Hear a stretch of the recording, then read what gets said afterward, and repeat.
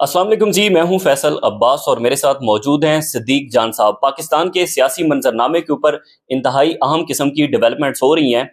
صدیق جان صاحب، پہلے ہم نے دیکھا کہ سہیل بڑائی صاحب نے کالم لکھا، اس کے بعد نصرت جاوید صاحب، پھر حفیظ اللہ نیازی صاحب، اور آج فیصل وابڈہ صاحب کہہ رہے ہیں کہ موجودہ جو حکومت ہے اس کے لوگوں کے اسکینڈلز آ رہے ہیں، ذاتی ویڈیوز آ رہی ہیں۔ اچانک بڑے عرصے بعد فیصل وابڈہ صاحب ٹی وی چینل پر جو ہے وہ ٹی وی چینلز کی زینت بنے ہیں اور نشانہ صرف نون لیگ کو بنا رہے ہیں۔ دیکھیں، وہ نون لیگ کے علاوہ انہوں نے پیپلز پارٹی کو بھی نشانہ بنایا ہے، اور انہوں نے جو پیپلز پارٹی انہوں نے کہا ہے کہ ایک صوبے کا سی ایم جو بڑے عرصے سے سی ایم ہے اس کو ہٹا کے اور ایک اور شخص سی ایم بننے کے لیے ملاقاتیں کرتا پھر رہا ہے۔ تو مراد علی شاہ صاحب چیک کر لیں کہ پنڈی اسلام آباد میں ان کے کس تگڑے وزیر نے آ کے اور ملاقات کی ہے۔ اور یہ بات آصف علی زرداری کو بھی پتہ ہے کہ کس نے آ کے اور ملاقات کی اور کون اب پیپلز پارٹی کے ساتھ دل و جان سے نہیں رہا، اور اس نے اپنی وفاداریوں کا حلف کسی اور کو دے دیا ہے، اور اس لیے ایک بات یہ انہوں نے کی ہے۔ پھر انہوں نے ظاہر مریم نواز صاحبہ کے حوالے سے کہا کہ ان کے کچھ اسکینڈلز آنے والے ہیں۔ انہوں نے کہا کہ علی امین گنڈا پور کا نام لی بغیر کہا کہ وہ سہیل آفریدی کو ہٹا کے آنا چاہتے ہیں، اور اس طرح کی انہوں نے باتیں کی۔ پھر آپ بتا رہے تھے یا مجھے کون بتا رہا تھا کہ ان سے ابرار صاحب نے سوال کیا، وسیم ملک صاحب بتا رہے تھے کہ یہ سہیل بڑائی صاحب کالم لکھ رہے ہیں اور کہہ رہے ہیں کہ یہ جو حکومت ہے اس کا زوال شروع ہو جائے گا، تو اس پہ فیصل وابڈہ صاحب نے کہا ہے کہ اس حوالے سے میں آپ کو اگست میں بتاؤں گا۔ دیکھیں، اب میں آپ کو صرف یہ کہوں گا کہ آپ ان دونوں چیزوں کو ملا کے دیکھیں، بلکہ بہت ساری چیزوں کے ڈاٹس کنیکٹ کر کے دیکھیں۔ ہیٹرک کرتے ہیں کالمز کی سہیل بڑائی صاحب، اور مسلسل یہ کہتے ہیں کہ اس حکومت کا زوال شروع ہونے والا ہے، جی کا جانا ٹھہر گیا، صبح گیا یا شام گیا، اور نکارہ بجنے والا ہے، اس طرح کی وہ باتیں لکھتے ہیں۔ خبردار، ہوشیار، تیار رہیے، اس طرح کی باتیں لکھتے ہیں۔ اگلے دن وہ لکھتے ہیں، اس اگلے دن پھر لکھتے ہیں، اپنی بات پہ وہ قائم ہیں۔ پھر اس کے بعد نصرت جاوید صاحب لکھتے ہیں کہ یہ سسٹم نہیں چل سکتا اس طرح سے۔ پھر حفیظ اللہ نیازی صاحب کہتے ہیں کہ اس حکومت کا 9 اپریل 2022 بہت قریب آن پہنچا ہے۔ پھر آپ دیکھیں کہ اب فیصل وابڈہ صاحب جو ہیں وہ بھی یہ بیانات دینا شروع ہو گئے ہیں۔ پھر آپ ایک چیز اور دیکھیے کہ تحریک انصاف یا تحریک تحفظ پاکستان کی جو لوگ مذاکرات کر رہے ہیں پس پردہ، وہ بھی مسلسل یہ کہہ رہے ہیں کہ جو بجٹ کے بعد چیزیں بہتر ہونا شروع ہو جائیں گی، اور 3-4 مہینے میں ہمارے ساتھ جو کمٹمنٹس ہیں وہ پوری کر دی جائیں گی۔ جس پہ میں مسلسل یہ بات کہتا ہوں کہ ہم یہ بات مسلسل کہتے ہیں کہ بھئی پچھلے 4 سال میں آپ کے ساتھ جو بھی وعدہ کیا گیا وہ جھوٹ ثابت ہوا، وہ ٹرک کی بتی ثابت ہوئی، وہ دھوکہ ثابت ہوا، وہ فراڈ ثابت ہوا۔ تو اب کیوں؟ اس پہ ان کے اپنے آرگومنٹس ہیں کہ سسٹم نہیں چل رہا، سیکورٹی کی سچویشن آپ دیکھ لیں، international, internal, external, regional, borders, economy, ان کے کرپشن، لوٹ مار، مطلب اور کچھ حساس چیزیں جو ہم یہاں بیان نہیں کر سکتے۔ تو وہ کہتے ہیں کہ لہٰذا چیزیں تو نہیں چل رہی، اس لیے اس بار ہمارے ساتھ جو بات چیت ہو رہی ہے وہ سنجیدہ ہے۔ خیر، یہ تو آنے والا وقت بتائے گا، لیکن اگر آپ تمام ڈاٹس کو کنیکٹ کریں، سہیل بڑائی صاحب، حفیظ اللہ نیازی صاحب، نصرت جاوید صاحب کے کالمز، فیصل وابڈہ صاحب کے بیانات، تحریک انصاف اور تحریک تحفظ پاکستان کے جو لوگ انگیج ہیں ان کی گفتگو، ان ساری چیزوں کو آپ اگر ملاتے ہیں تو وہ یہ بتاتی ہیں کہ کچھ تو ہے جس کی پردہ داری ہے، کچھ نہ کچھ تو ایسا چل رہا ہے۔ دیکھیں، ابھی آپ دیکھ لیں کہ پیپلز پارٹی جو ہے وہ دیکھیں، آپ کو نا جب کوئی بہت زیادہ فرمائشیں کرنے لگ جائے نا، اور اپنی حیثیت اور اوقات سے زیادہ آپ سے ڈیمانڈ کرنے لگ جائے، اور مطلب جتنی بھی آپ کو اس کی ضرورت ہو، لیکن بار بار وہ آپ کی ضرورت، اسے پتہ ہو کہ آپ اس کی مجبوری ہیں، وہ آپ کی مجبوری ہے، اور وہ آپ کو ایکسپلائٹ کر رہا ہو، وہ آپ کو بار بار فرمائشیں کر رہا ہو، تو ایک وقت آتا ہے آپ تھک جاتے ہیں۔ یہی ہو رہا ہے کہ پیپلز پارٹی جو ہے، اب آپ مجھے بتائیں نا، جو کچھ آزاد کشمیر میں ہو رہا ہے وہ کیوں کیا جا رہا ہے؟ وہ اس لیے کیا جا رہا ہے کہ کیونکہ پاکستان کی حکومت کو چلانا ہے، وفاقی حکومت کو، عمران خان کا راستہ روکنے کے لیے۔ اب یہ سسٹم تب چلتا ہے جب پیپلز پارٹی کو آزاد کشمیر میں حکومت نہیں۔ اچھا، اس سے پہلے جی بی میں الیکشن چوری کیوں کیا گیا ہے؟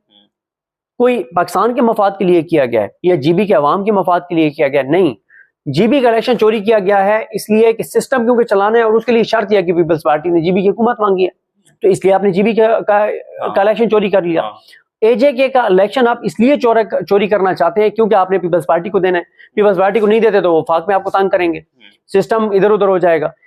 اچھا، اب اگر آپ نے کشمیر میں الیکشن چوری کرنا ہے تو آپ کشمیری جس حد تک چلے گئے ہیں وہ الیکشن تو چوری نہیں ہونے دیں گے، 33 سیٹوں پہ تو الیکشن چوری نہیں ہونے دیں گے، بہت مشکل ہے۔ آپ کتنے 4 سیٹیں چوری کر لیں گے، 5 کر لیں گے، تو اب آپ کو کیا چاہیے؟ آپ کو 15 سیٹیں چاہیے جو یہاں پہ بنتی ہیں، 12 جن کے اوپر الیکشن ہوتا ہے اور 3 اس کے اوپر مخصوص نشستیں ملتی ہیں. تو 15 آپ کی جیب میں ہونی چاہیے یہ سیٹیں، تاکہ آپ وہاں پہ پیپلز پارٹی کو اقتدار دے سکیں.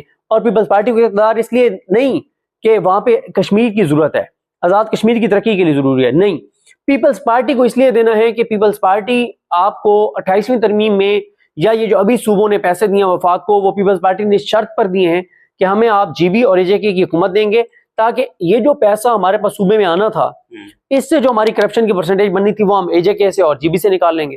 اور جی بی اور اے جے کے اندر اچھی خاصی کرپشن کا پوٹینشیل موجود ہے. اس کی وجہ یہ ہے کہ وہاں جو قدرتی وسائل ہیں، مائنز ہیں، منرلز ہیں، بہت کچھ ہو سکتا ہے جو اللہ تعالیٰ نے وسائل دیے ہوئے ہیں. اب آپ اندازہ لگائیں کہ ہمارے خطے، ہمارے ملک کے جن ایریاز کو اللہ تعالیٰ نے بہت وسائل عطا کیے ہیں، بجائے اس سے کہ اس سے پاکستان کی قوم کو، کشمیر کے لوگوں کو، جی بی کے لوگوں کو فائدہ ہوتا، آنے والی نسلوں کو فائدہ ہوتا، نہیں، وہاں بھی ہم نے ایسے لوگ مسلط کرنے ہیں جو ہماری ذاتی ضرورت ہے، جن کے ذریعے ہم نے اس نظام کو چلانا ہے، عمران خان کا راستہ روکنا ہے.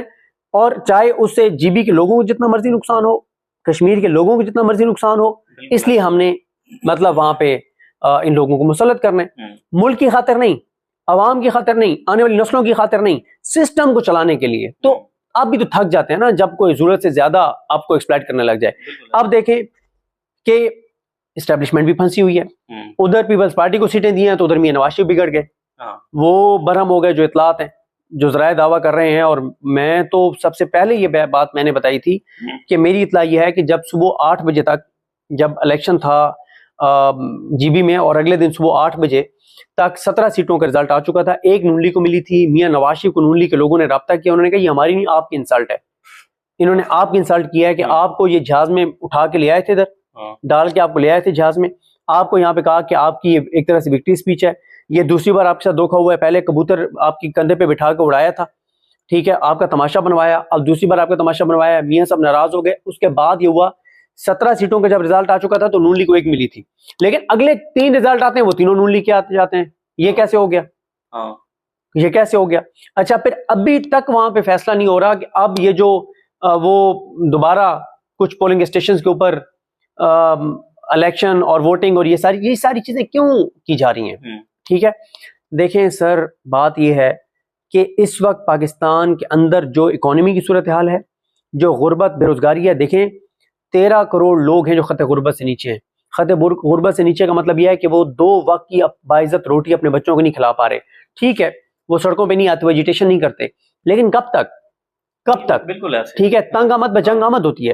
اور اگر وہ سڑکوں پہ نہ بھی آئیں تو 24 گھنٹے بد دعائیں تو جھولیاں اٹھا کے دے رہے ہیں نا، نفرت تو کر رہے ہیں نا، گالیاں تو دے رہے ہیں نا، ٹھیک ہے، ذہنی اذیت کا تو شکار ہے نا، اس سسٹم کو تو نہیں مان رہے نا. تو ہر روز نفرت میں اضافہ ہو رہا ہے. اور یہ جس طرح سے چیزیں چل رہی ہیں، ایکسپورٹس آپ کی گر رہی ہیں، آپ کی فورن ڈائریکٹ انویسٹمنٹ آپ کی کم ہو رہی ہے، تو اب فورن ڈائریکٹ انویسٹمنٹ آتی ہے تو روزگار کے مواقع آتے ہیں. اب پہلے جتنی آ رہی تھی اس سے کم ہوتی چلی جا رہی ہے. اس کا مطلب یہ ہے کہ پہلے سے جو پروجیکٹس چل رہے تھے فورن ڈائریکٹ انویسٹمنٹ سے، اس میں بھی لوگ بے روزگار ہو رہے ہیں. تو کدھر جائے گا ملک؟ 2.5 کروڑ بچہ آپ کا اسکول سے باہر ہے، 13 کروڑ لوگوں کو جو ان کی عمر کے مطابق خوراک چاہیے وہ ان کو نہیں مل رہی.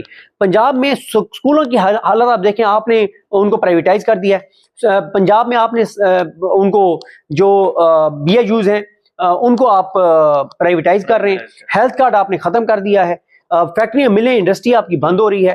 کسان آپ کا، میں وہ دیکھ رہا تھا کہ ایجوکیشن کے اندر صرف میاں والی کے ڈسٹرکٹ کی بات کریں تو وہاں پر 1200 نوکریاں جو ہے وہ ختم کی گئی ہیں، صرف میاں والی ایک ڈسٹرکٹ کی بات کر رہا ہوں. اچھا، اب میاں والی سے تو بدلہ بھی لینا ہے نا، ویسے تو پورے پنجاب کے لوگوں سے بدلہ لینا ہے، لیکن میاں والی سے زیادہ لینا ہے کیونکہ عمران خان کا ضلع ہے نا.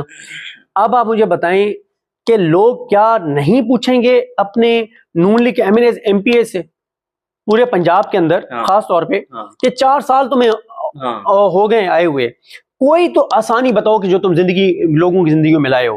لوگ ان کے گریباں نہیں پکڑیں گے، لوگ پکڑیں گے، لوگ ان سے سوال کریں گے. یہی وجہ ہے کہ آپ نون لیگ کے M N as, M P as خود کو ڈسٹینس کرنے لگے حکومت سے، پنجاب حکومت سے اور وفاقی حکومت سے کہ ہمارے ان سے کوئی تعلق نہیں ہے. چیزیں ٹھیک نہیں ہیں، نہ ہیلتھ میں ٹھیک ہیں، نہ ایجوکیشن میں ٹھیک ہیں، نہ روزگار میں ٹھیک ہیں، نہ کسان خوشحال ہے. کسان خودکشیوں پر مجبور ہے، انڈسٹری بند ہو رہی ہے، فورن ڈائریکٹ انویسٹمنٹ آ نہیں رہی. سیکورٹی سچویشن آپ کے سامنے جو افسوسناک واقعہ توسا شریف میں ہوا ہے، کرک میں ہوا ہے، کرم میں، بلوچستان کی صورتحال. ان ساری چیزوں کا حل ایک ہی ہے، عمران خان، عمران خان اور عمران خان۔ پاکستان کے لوگوں نے جس کو مینڈیٹ دیا ہے اقتدار اس کے حوالے کریں، عوام کے فیصلے کے سامنے سر تسلیم خم کریں۔ جب تک نہیں کریں گے روزانہ ملک کا نقصان ہوتا چلا جائے گا اور اللہ معاف کرے پتہ نہیں کدھر جائے گا۔ یہ ویسے جب ہم دیکھتے ہیں کہ فیلڈ مارشل عاصم منیر اور شہباز شریف ایران اور امریکہ کی صلح کرواتے ہیں اور وہ جنیوا میں اس کو جو ہے وہ ہوسٹ بھی کر رہے ہیں، تو کچھ صحافی ٹویٹر کے اوپر مسلسل یہ رپورٹ کر رہے ہیں کہ تاریخ میں پاکستان کی اتنی بڑی کامیابی نہیں ہو سکتی جو موجودہ سیٹ اپ لے رہا ہے، تو اٹس مین کہ وہ مزید مضبوط ہو رہا ہے۔ دیکھیں فیصل وڈا کیا کہہ رہے ہیں، وہ کہہ رہے ہیں سارا کریڈٹ فیلڈ مارشل کو جاتا ہے۔ شہباز شریف وہ کہہ رہے ہیں کہ میں جب گھر سے نکلتا ہوں تو میں فیصلہ کرتا ہوں نا میرا کون سا گارڈ میرے ساتھ جائے گا، میرا کون سا ڈرائیور میرے ساتھ جائے گا، تو اس کا کیا مطلب ہے؟ وہ اس کا کیا مطلب ہے؟ دیکھیں کیا ہوتا ہے کیا نہیں ہوتا اللہ کی ذات بہتر جانتی ہے۔ ڈاٹس کنیکٹ کریں تو لگتا ہے کہ سب ٹھیک نہیں ہے اندر، لیکن کچھ ہوتا ہے نہیں ہوتا۔ یا آپ کو پتا ہے نا شہباز شریف صاحب کا آپ کو پتا ہے، مریم نواز صاحبہ کو آپ کو پتا ہے کہ وہ کرائسس میں چیزوں کو سیٹل بھی کر لیتے ہیں۔ یہ اور میاں نواز شریف بھی اس حوالے سے بڑا ان کو اب مہارت آ گئی ہے، بھائی کے نقش قدم پہ وہ چل رہے ہیں۔ تو اب نواز شریف، مریم نواز، شہباز شریف وہ منا لیتے ہیں جو بھی مسائل چل رہے ہیں تو یہ سسٹم چلے گا، ورنہ لگ تو یہ رہا ہے کہ چیزیں کو ٹھیک نہیں ہیں، ٹھیک نہیں ہے۔ اچھا صدیق بھائی، تھوڑا سا جو آج کے روز اڈیالہ جیل کے باہر تحریک انصاف نے 10,000 لوگوں کے جمع ہونے کا پلان منصوبہ تیار کر رکھا ہے، اس کے اوپر بات کرتے ہیں۔ ابھی تھوڑی دیر پہلے میں رانا ثناء اللہ صاحب کو سن رہا تھا تو انہوں نے کہا کہ اگر تحریک انصاف 10,000 بندہ اکٹھا کر لیتی ہے تو پھر آئیں اور میرے ساتھ، میں ان کے ساتھ بیٹھنے کے لیے تیار ہوں، میں ان کی طرف ہوں۔ تو یہ آپ کو لگتا ہے کہ 10,000 بندہ اکٹھا ہو جائے؟ نہیں ہوگا۔ اس کی وجہ یہ ہے کہ پی ٹی آئی کے M N as, M Ps, ticket holders میں سے میں نے جو چیک کیا ہے کوئی اس طرح سے جوش و خروش نہیں ہے، کوئی جذبہ نہیں ہے لوگ اکٹھے کرنے کے حوالے سے۔ تو جب پارٹی اس طرح سے ایکٹیو نہیں ہے تو کہاں 10,000 بندہ اکٹھا ہوگا؟